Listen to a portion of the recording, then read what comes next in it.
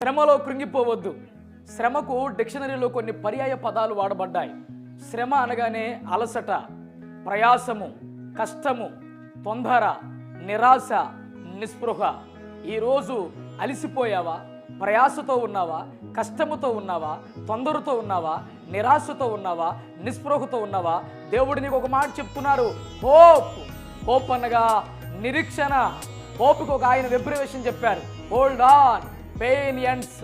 వేచి ఉండండి, ఓర్చుకోండి, నమ్మకం ఉంచండి. మీ నొప్పి నివారణ అవబోతా ఉంది, మీ గాయము మాన్పబడతా ఉంది, మీ ప్రతి కన్నీరు తుడవబడతా ఉంది, మీ ప్రతి సమస్య కూడా పరిష్కారము కలగబోతా ఉంది. నిరీక్షణ కలిగి ఉండండి.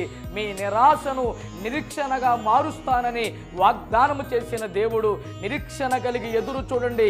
కష్టాలు తీరే రోజు రాబోతా ఉంది, దుఃఖము సంతోషంగా మారే రోజు రాబోతా ఉంది. అంగలార్పు